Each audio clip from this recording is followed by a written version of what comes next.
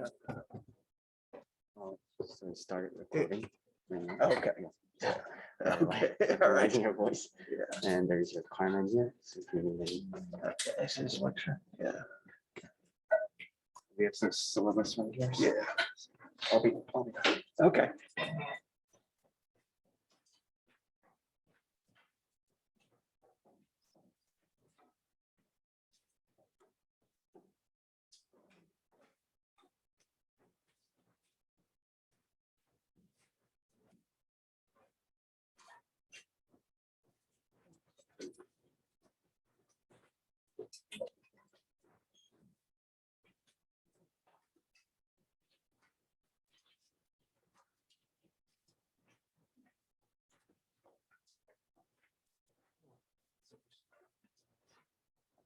About set up. How's it going?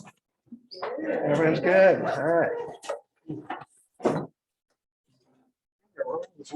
Yes, same room.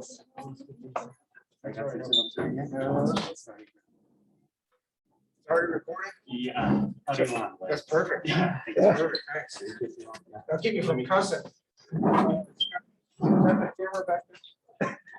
I use show you did an example. You aren't anywhere. They can hear you too. Yeah, you can actually hear it. I mean, I think that's the only camera that's. Although, yeah, that's the only one. So they're having like this wide shot. Like, He was in here without a mask, so, I saw him on video, I didn't record it, but I saw him walking around without a mask. I shouldn't tell him, should I? Sorry, I was coming from another class. How many of you are interviewing 2,500? Okay, so a few of you have to go back for you because you'll get the same jokes twice a day, Tuesdays and Thursdays. All right, how many of you are 2,500 last year? Okay, so good to meet you. Finally, yeah. You'll get to see Bruce again at 4567 if you're in AIDS. Probably not this, well, some of you are gonna take it in the spring. You're gonna take 4567 in the spring. You teach it this spring? Yeah. Yeah. Okay, well, maybe probably next year. Everyone's like a year later. Right. Okay.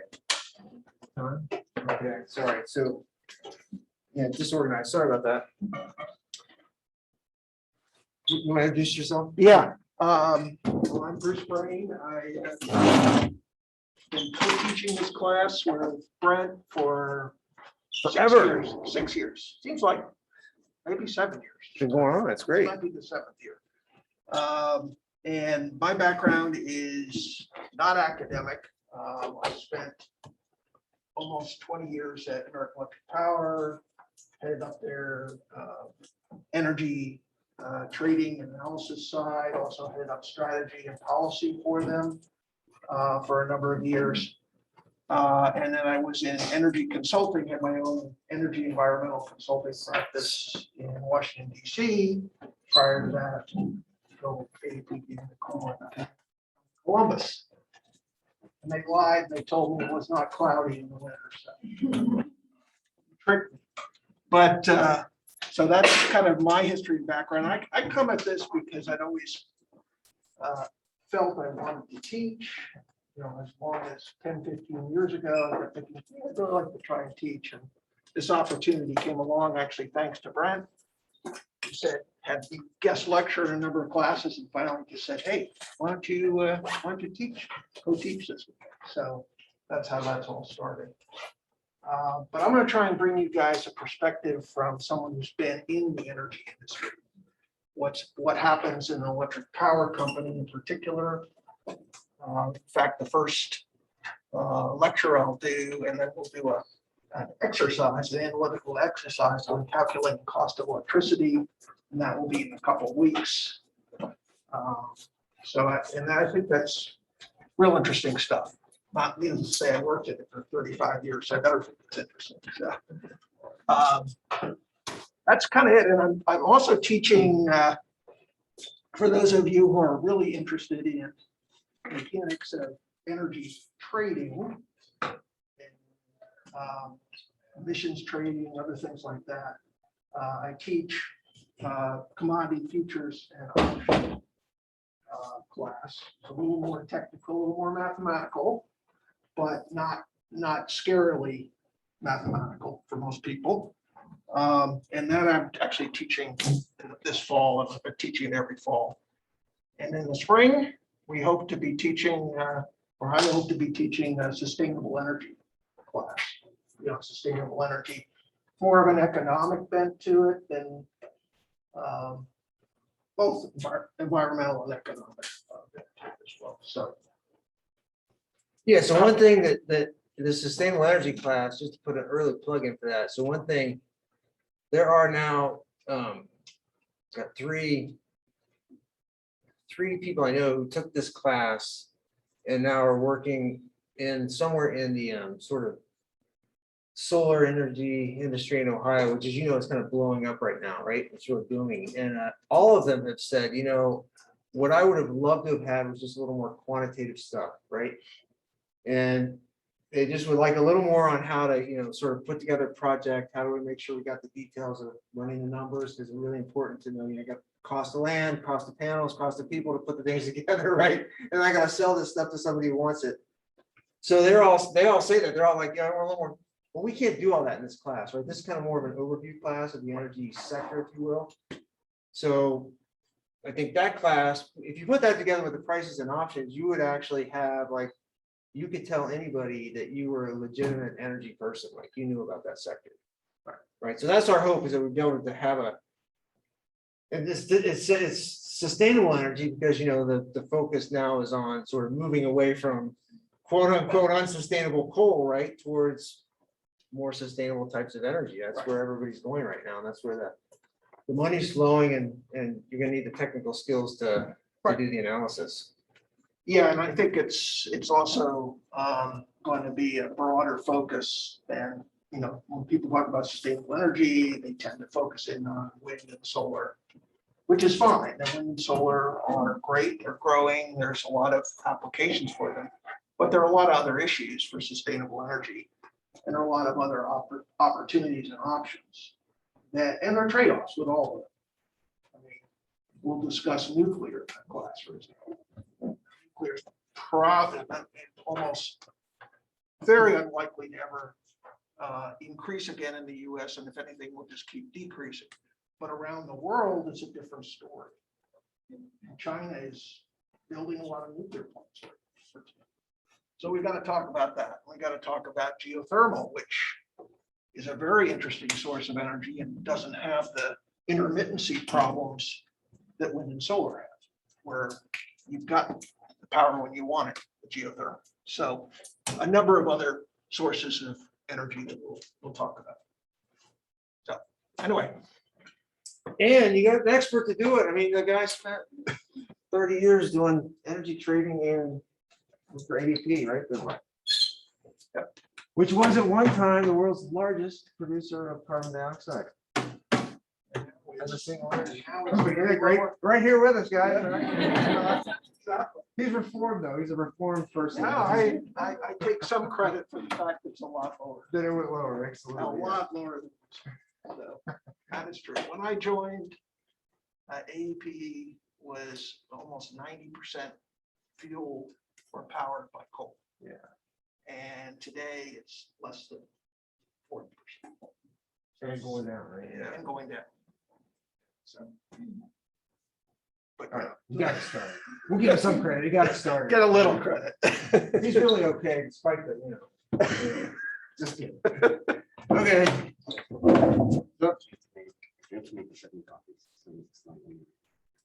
Well, that's okay. You guys really don't all want paper copies, do you? Some people don't want paper copies to look at it, right? People dying. I don't think so. I wouldn't worry about it. So I'm just gonna pass them around. You guys kind of go this way. Take one if you want, but if everyone takes one, we might have a few short, but you can also look at it online, the syllabus. Yeah, it's right there. We'll go through the syllabus in a second. Just a few some introductory slides, a little bit about myself. I'm an environmental economist. I'm the Department of Environmental Development Economics. So this energy class kind of got started maybe about 10 years ago or something like that. And It has evolved a lot, and we're evolving it every year. So this year it's gonna evolve a little bit more. So each year, you know, what's really, what has happened is we try to follow what's going on in the energy sector. So I would say 10 years ago, we spent a lot more time on dirty energy because it's a lot more important actually, right? And it's just kind of evolved, and we try to spend more and more time on the things that are, you know, what's driving the energy sector year in, year out. Obviously, it's moved more towards the green energy sector, at least both domestically and globally. So we've kind of evolved it to talk more and more about the types of energy that we all use today, and that will be reflected in the class this year. We'll talk. I should just go through the slides really quick. But anyways, that's what we're going to do in this class. Let me go through the slides. We'll talk about the syllabus. Ask questions anytime. A little bit about. Yeah, let's just go through the slides. So yeah, here we go. So what are we doing? And ask questions anytime. You know, I'll be the first to admit, and it's been a year since I've been in a classroom, like actually in a classroom, right? So I used to be good at it. I don't know if I'm getting good at it now, so I'll try my best, right? So I do like this room. What I like about this room is kind of on the same level. So when first time, remember that one room we were in? Oh, my God. This crappy room down by, I don't, you know, so I do apologize. I go on tangents every once in a while. So one benefit of the online class is I just couldn't go on tangents, right? Because those stupid little short slide segments, but it was really this one class where we were like above the students, like we were way up here and you guys were all down there. So that was the most trying, difficult Yeah. semester ever. We were down in the pit, literally. You Yeah, felt like and then there was that, yeah, we're all over. Anyways, okay, so what are we gonna do? So why this class? What are you gonna get out of it? So where we got our energy and where do we get it now? So there will be overview in this class, where we'll just talk about energy. It's kind of the first part of it. You know, how much energy are we going to need the next year, decade, or century? So getting to some quantitative stuff.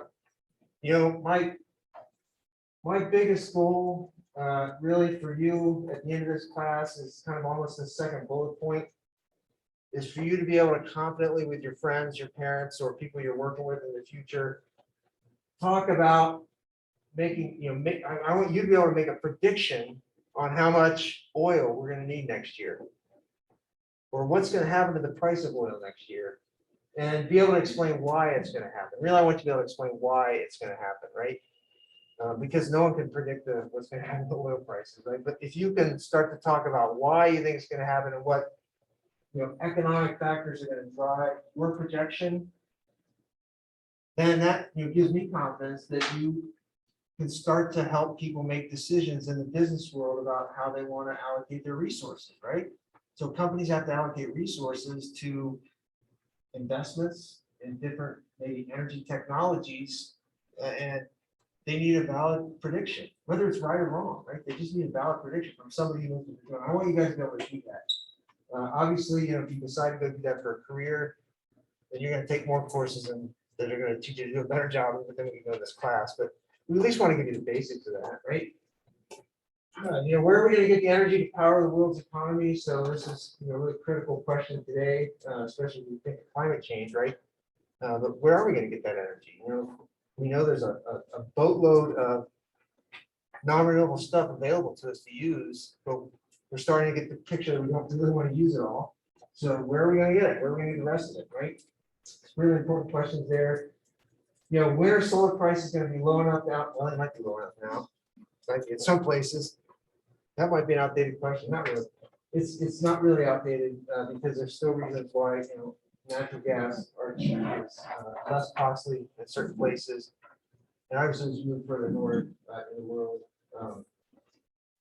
solar is not quite perfect. But we want to talk about that. What's driving solar prices down? Why are they going down? And how long can we expect this sort of decline that has happened to happen? And then there's the other side of that, which is that, you know, at what point do the people who have investments in natural gas and coal decide to fight back, right? I mean, I watched this amazing presentation by this guy who, you know, made a rather compelling case that, you know, wind power and different kind of wind power. I'm talking about wind when you're pushing boats across the ocean, right? Sails, right? And steam engines, right? How long did it take steam engines to finally outcompete wind power? And what this person's point was is that it took 200 years before, not 200 years, like about 100 years, before the steam engine finally outcompeted the wind for pushing boats around the world. This is 150 years ago, right? But the point was what? Was that, when all of a sudden the steam engine came about, what happened? People who were sort of wind folks designed better boats, actually. They figured out ways to design wind power boats that would actually go quicker than steam power boats. Why is that? Well, because at that point, steam engines were kind of inefficient. You had to load them up with a whole lot of coal, right? But still, they had to sort of invent some new technologies in wind to compete with coal.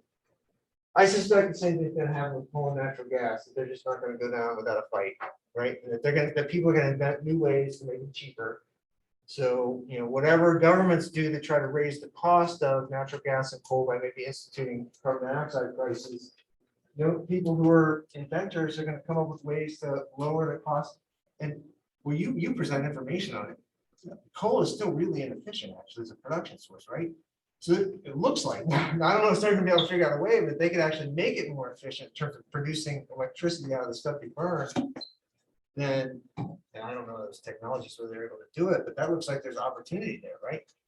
And it doesn't take much of an increase in that to actually make the cost competitive, even with today's sort of externality pricing, to make coal competitive again with solar and wind. So I don't know, interesting things to think about, right? See. So how does energy production and use influence business, economic growth, and the environment? So we'll talk a lot about that in this class. What policies, we spent a lot of time on policies to spur this energy transition here. Why do we do that? Because despite the fact that we see a lot of pledges by a lot of companies, I think we probably both agree that pledges are awesome. It's great to see companies making sort of good faith voluntary efforts, but at the end of the day, if we're going to make that sort of big push to sort of try to push towards renewables and reduce carbon emissions, we're probably going to have some kinds of regulation. Do you still agree on that? Yeah, I think there's no question you've got to have some sort of actual policy mechanism, whether it's a price on carbon, whether it's a variety of other things to really push that. Part of the thing with the pledges of companies is if you actually look at them, many of the companies who pledge to go net zero or 80% reductions or whatever, and there's few exceptions, but most of them are companies that don't have many emissions. So the impact of that's a lot less. I mean, if Google says it's going to go to net zero, which I think they have said they're going to do, you look at their operations and they don't have that many carbon. It's a smaller source than some of the big energy companies. Now, if you talked about getting a major industrial company, with all their facilities going to net zero, that would be a much bigger deal. And there aren't as many of those. AEP is one that actually made a pretty big pledge. They went to 80 or 90% reduction by 2050. So there are a few, but it's an interesting question. But we won't talk about policies and how, really how to try to think about designing policies to take advantage of the market system, really. Right. Try to make them as cheap as possible. And then what policies, what policies are going to reduce the externalities? Okay, so that's really, these are really cool. I think, I don't think a ton of people from this class and this major ultimately get into sort of going into government necessarily, which is where you really need sort of good intuition on how to think about and design policies. But people might end up in jobs like Bruce had, which was Vice President of Strategy and Policy Analysis, right? I mean, he was the top guy at AEP for designing how AEP interfaced with policy at the federal level mostly, or even more. State too, yeah. Yeah, so so companies like AEP definitely were very, had dedicated people who worked on how do we think about interfacing with policies, and if a congressperson comes and asks us for advice, what are we going to tell them, right? So you need people who can, so we can make that interface. So that's important too. I think that, so Bruce is probably more interested in that. I'm kind of interested in that as well, right now. Sort of up here and push everybody be able to sort of make some decisions. At the end of the day, that's what it's about, right? That's what this class is about, trying to help feed you information on the energy sector that whether you go into the energy sector or not, you will be able to talk about the energy sector to whoever in your company maybe has to interface with it, right? And maybe you'll be that person. I was always fascinated by the because when oil prices started going, what was the big year they spiked up? 2008, something like that. It was 2008, I think. I was always fascinated by, this is when Southwest Airlines exploded, basically. It was 2008 to 2010 is when they just explosion in size. And the reason was because the guy who, the president hedged on oil prices, right? He made that massive hedge. And so every other airline hadn't done the same. So he had basically, bought a future contract for oil for jet fuel at really low prices, at current prices, basically. And then when prices went skyrocketing, all the other airline companies in the US at least were kind of struggling under really high prices for jet fuel. And he had a really low, wasn't that around that time or something like that? No, that's right. And they were able to use that to actually start to take over gate space from, and they were literally trading with United, US Air, American Airlines and whatnot for gate space because they didn't have enough money to pay for both the jet fuel and the gates. I thought that was kind of funny. Yep. Anyways, whatever. Yep. Okay. Just think if you could do that. Okay, so just a few slides. I can get talking on these. I'm going to really flip through them really quick. Okay, because we're going to go through all this during class. So we will talk a lot about how much energy we're going to need. This is where we'll tie it in. It's not just an issue of population, but it's an issue of income. Income with energy is really, really interesting. Middle class consumption of energy is really energy intensive. Just a couple of examples. So the US has 0.91 cars per person. China has 0.15, right? So you can imagine what's going to happen to consumption of fuel, gasoline, if China approaches the US's level of almost a car per person, right? With a billion people or something like that, right? So that's a huge increase in the number of cars, right? And imagine if all those are gasoline powered. Obviously, there's a big competition now, and we like to see them all maybe be electric.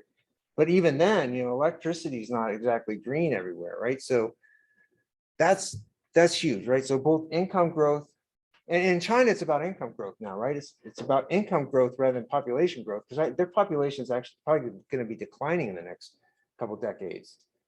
And but yet a bigger impact on the environment by just sort of consuming more stuff, right? Because incomes are growing there.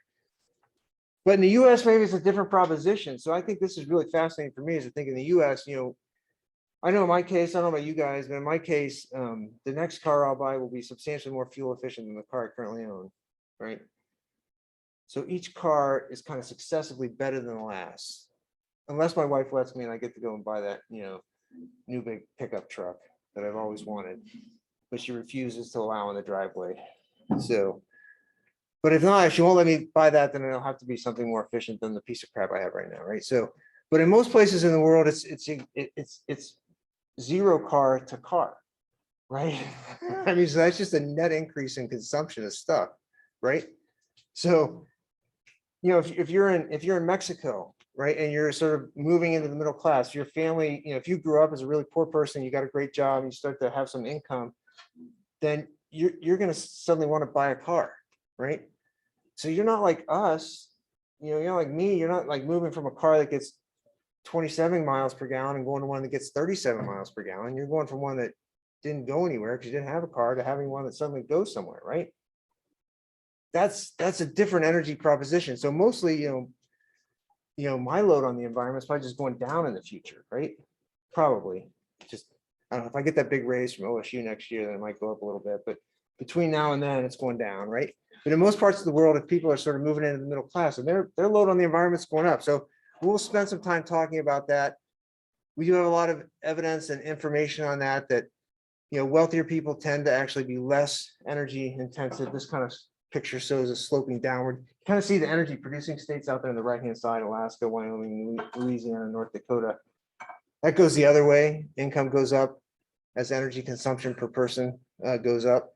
But for most of us, as income goes up, energy consumption per person goes down, actually, right? So that's in the US. It's a different picture in other parts of the world.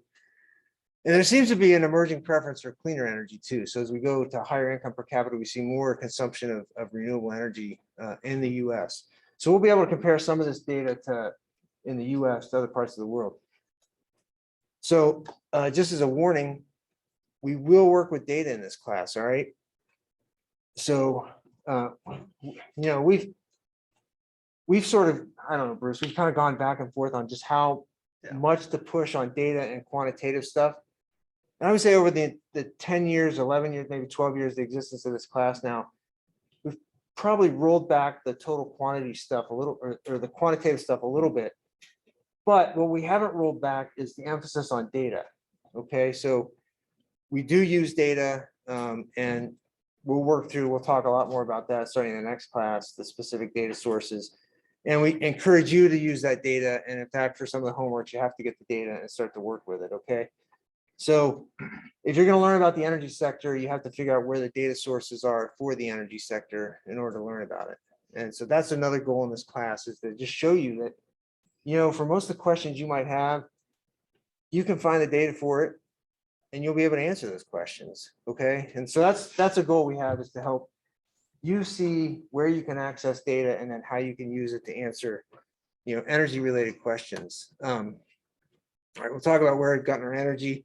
Holy smokes, I just, I was on this this morning. I was at some environmental economics conference, and this Canadian economist was, so this tar sands, this is a picture of the tar sands, this thing in the middle, which is up in Canada, which is the world's, actually, it's the largest proved reserve of oil in the world up in Canada. But it's these sort of, I don't know, you guys know what the tar sands are? Anyone ever heard of it?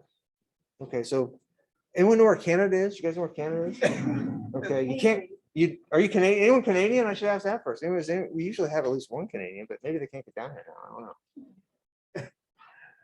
No Canadians? Okay. Sorry about that.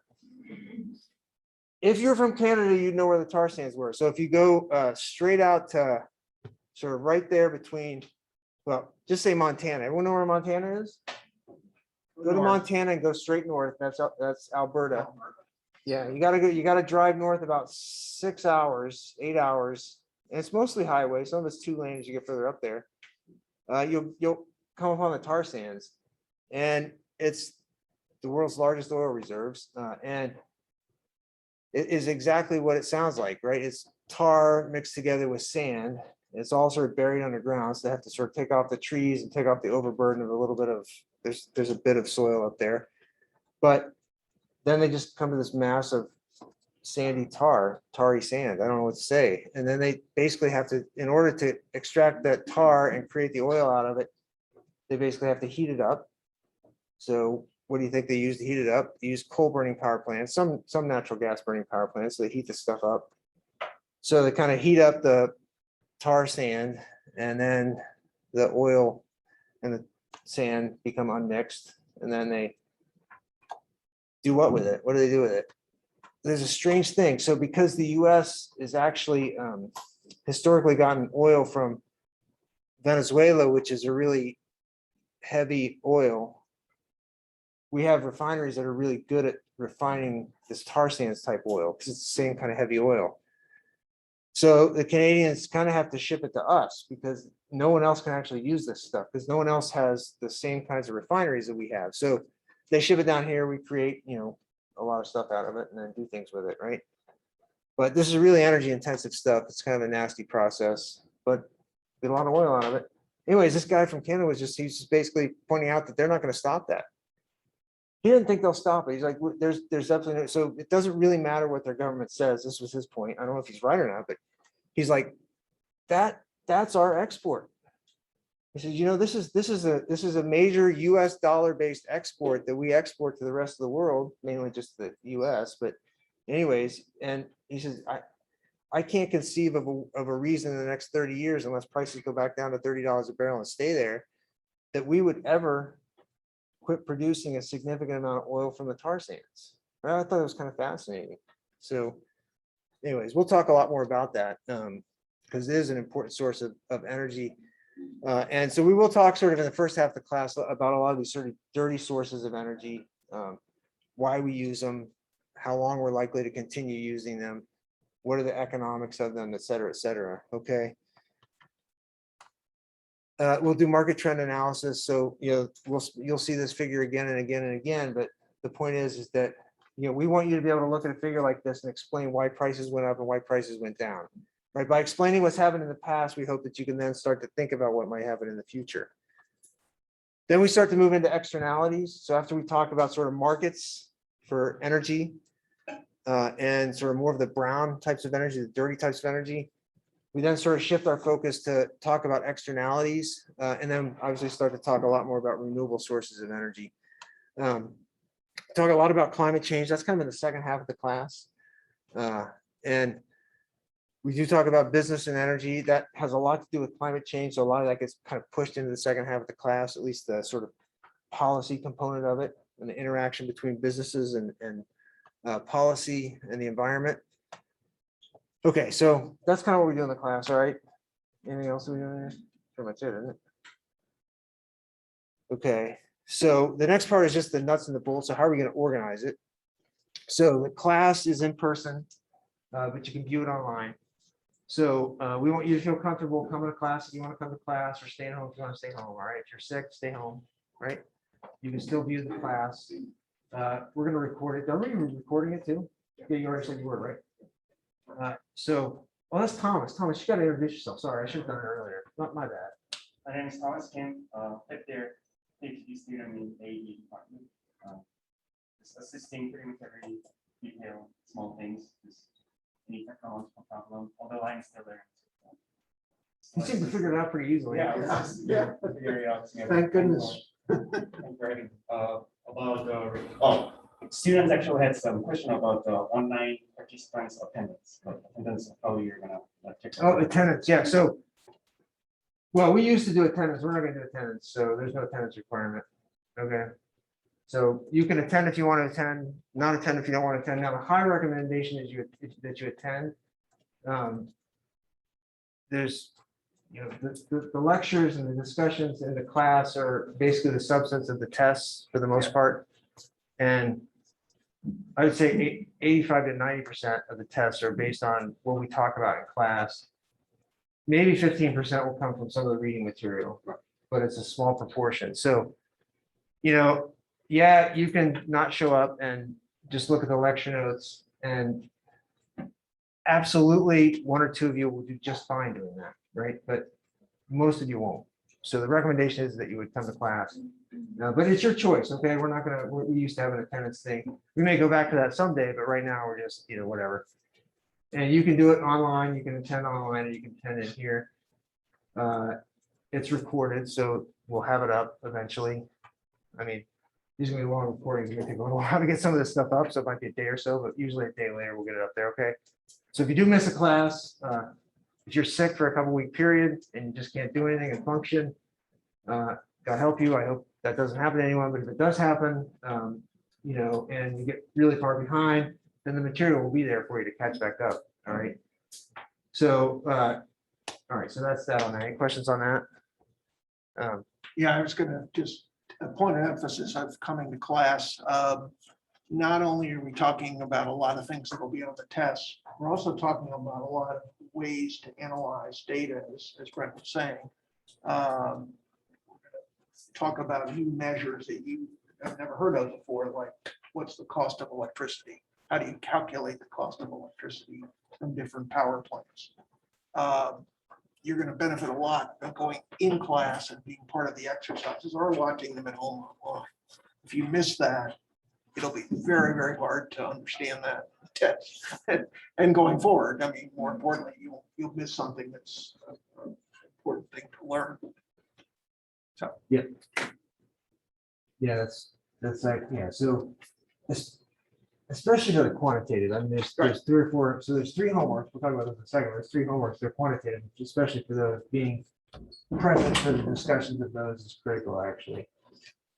So now if you're sick at that time and you can't make it to class, you'll be able to do the online part and pay attention to what went on, but you would also recommend that you try to connect up with one of the three of us in office hours. Especially if you have questions, all right? Okay. So the exams will be done online. Do you want us here for that? No, yeah, so, okay, so, yeah, so classes in person, but you can do it online, Tuesday, Thursday, 2:20 to 3:40. There's gonna be weekly quizzes. Actually, they're not gonna be weekly, there's 7 of them, right? So they're every other week, basically. So they're not in weeks when there's something else like a homework or an exam, right? So it's really, I think 7, maybe 8, but I think there's 7 of those. Oh, yeah, there's an 8th one, which is a makeup quiz, right? So there's 7 of them plus a makeup one.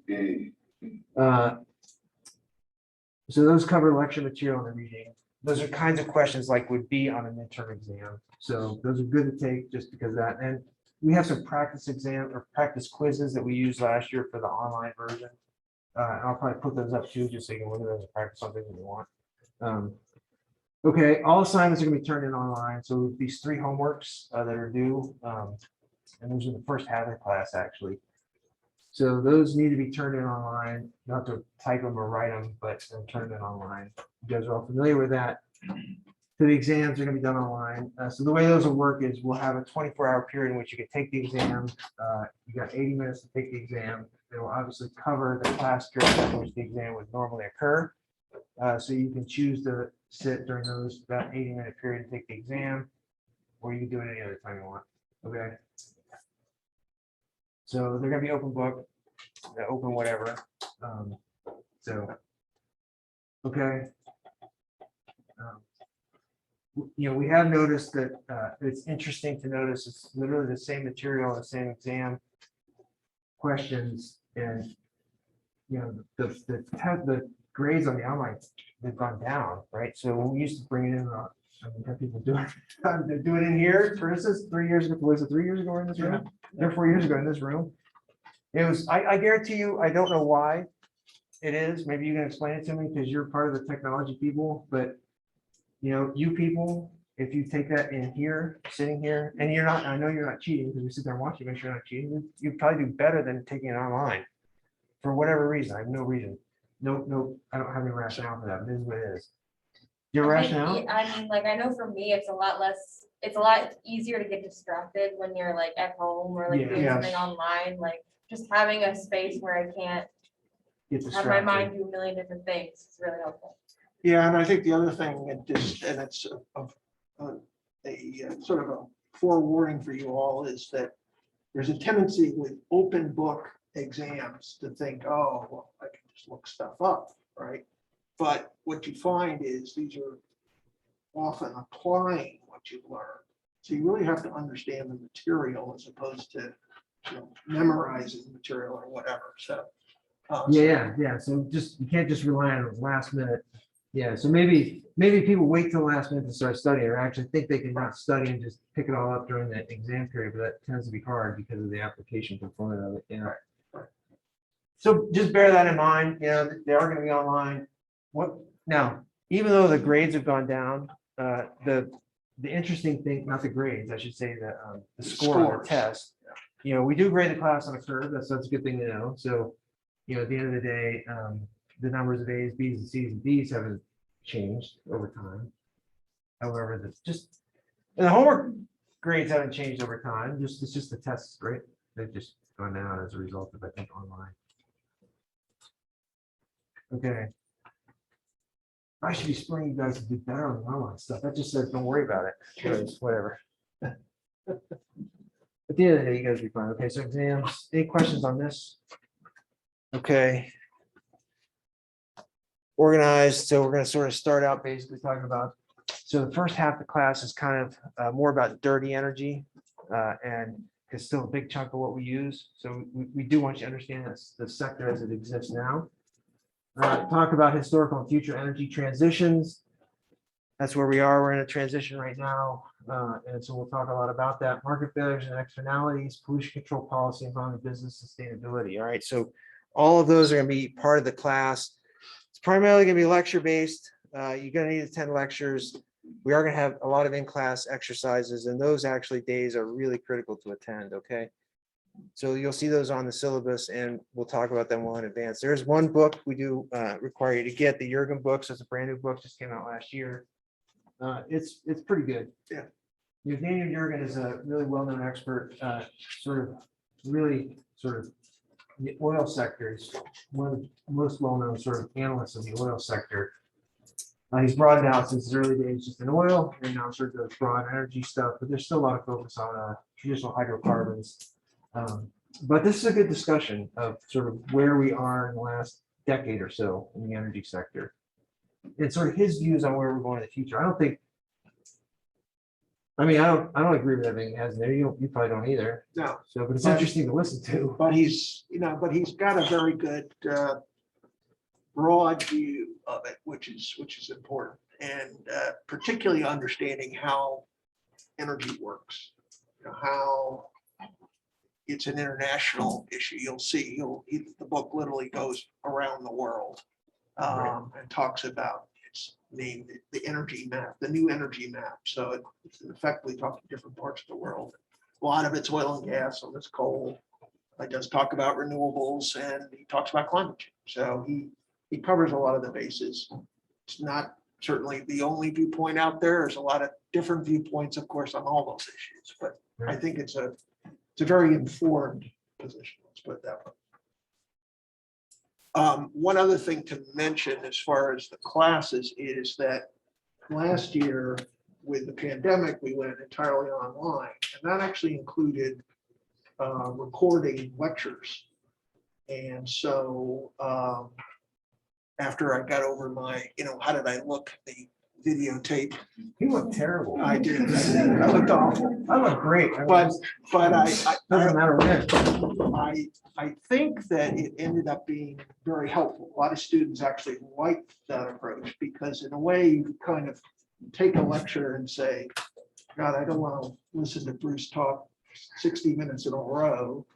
But boy, he's giving me 20-minute video here and a 20-minute video Notice how there. he almost said, I like 20, oh no.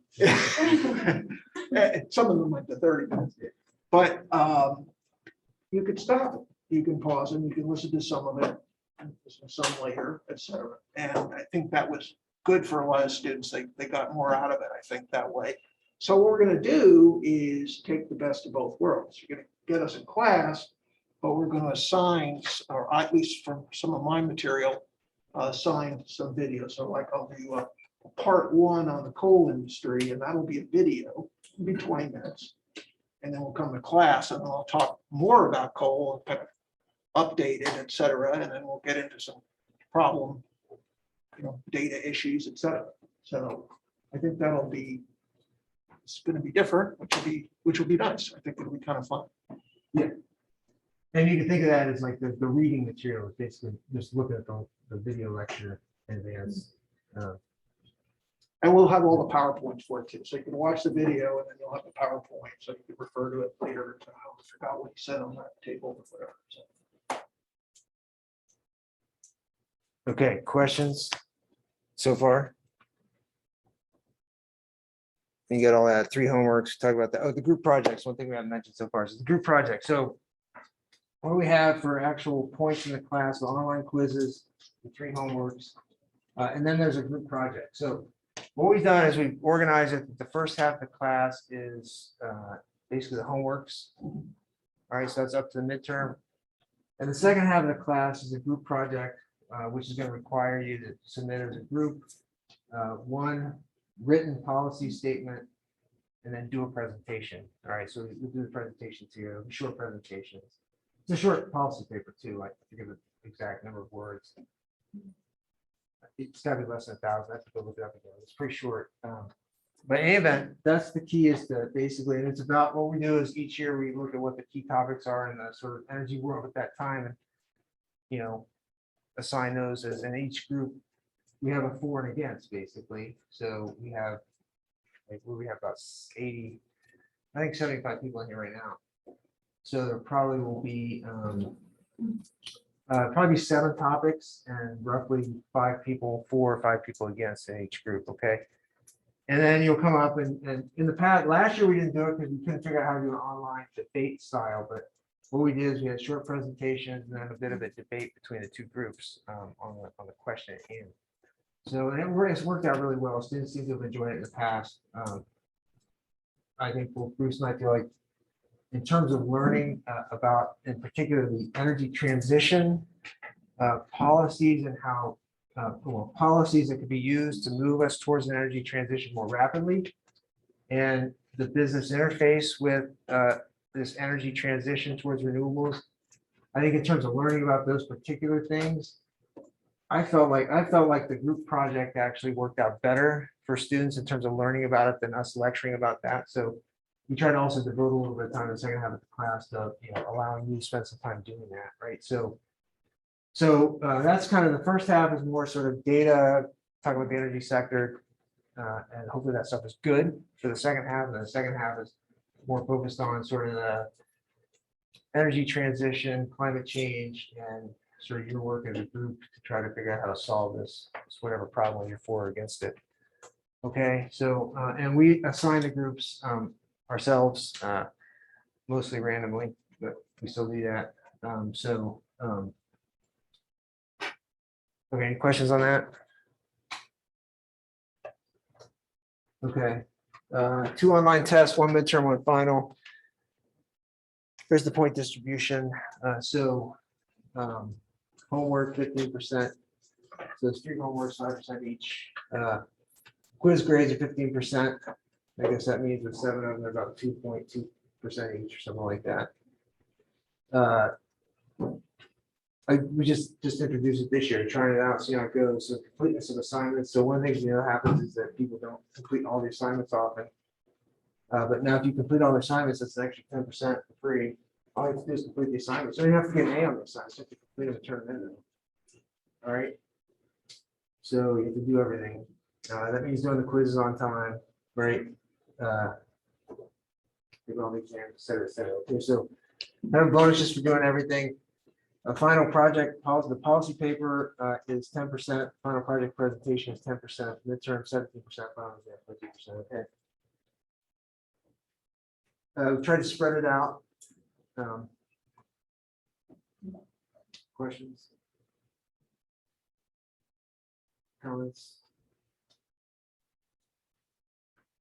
Okay, that might be it. I don't know. Oh, scheduling Carmen. So there's one more thing. Okay, so homework can be turned in late without an excuse, but you can lose points. So you can always turn in homework late up to a week late. Okay, you don't have to tell us anything about it. If you're sick and you can't turn it in on time, then you're gonna need to have a medical excuse, and you won't be deducted points if you've got a medical excuse, right? So you need to be able to provide that to really good to Thomas. Okay, so homework can be turned in late without an excuse, but if you do have an excuse, some sort of medical excuse, some sort of thing, you just need to present that, and then we'll take it, and we'll get the 5% deduction per day. Okay. Quizzes cannot be turned in late. You have to do them by the time to do. If you again are sick, have a medical excuse or whatever, then we'll make an exception for that. You just have to let us know about that. Provide the information on that. Exams again, you got to take within a 24-hour period. Something comes up that day, you get sick, whatever. Then again, you just have to have an excuse. All right, so we'll do whatever we can to help you out. If you're sick, this will be a crazy term, I'm sure. So, all right.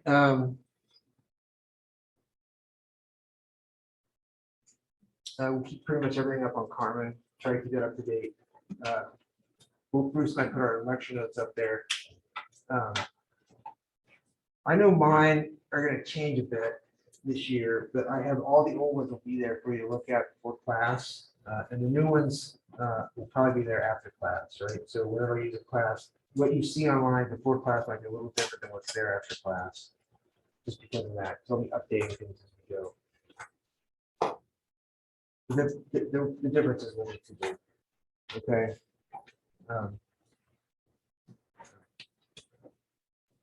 Anything else? Just any question, any questions at all? Anyone from the back of the room? You guys always gonna be in the back of the room? Yeah, Sorry, was this due at on Sunday or something? yeah. 11:59. Yeah. So. Sunday. 11:59. I don't know when to make a move. That's a crappy time. I'm happy to switch it some other time, but it's gonna have to be a consistent time for the term. So if you guys say Saturday or 11:59 is better. I like that. Sunday's okay. All right. You want to finish your homework right during a Yeah. party or something. Yeah. Well, we could make it 10 o'clock right before you go out. Yeah. I don't know if you can go out anymore. I have no idea what people do these days. Just study. Just see that better. Awesome. Oh, we love this class. Yeah. You guys are all gonna be- Yeah. Liar's poker. Yeah. That's, you guys should read that back to them people. Liar's poker. Did you ever read that book? I did. It's a great Yeah, book. Liar's poker. Great book. My I favorite. like all this book. You know what I mean about the back of the room? That, if you could just imagine, you get out of college and you get picked up by the Solomon brothers, right? Which is a famous hedging, famous bond trading firm back in the 80s. And I think Bonfire of the Bandits, it's all the movie, right? The most recent one with whatever Leonardo was in. But what was great was at least how much are these kids making? They're right out of college and they're making $1 million each, and then in the back of the room shooting spitballs with the dude up at the front is making $1 billion, right? Just awesome. I mean, you guys don't think that's funny. Bruce, I think it's hilarious. And these kids are spitting spitballs. It's kind of fun. I mean, you guys should try that. Oh, you got a mask up. You can't do it anymore. Back in the old days, they used to be able to do that. Nowadays, you guys gotta have a mask on. No taking your mask off for spitballs. Yes, sir.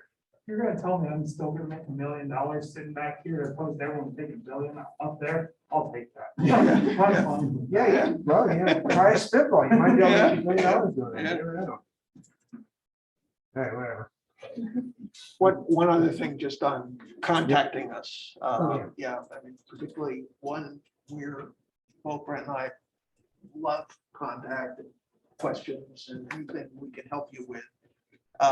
As far as getting a hold of me, the best way to do it is to email me. And it's in the syllabus. Actually, I use my Gmail account a lot more, my OSU account. And so it's right at the top there of the.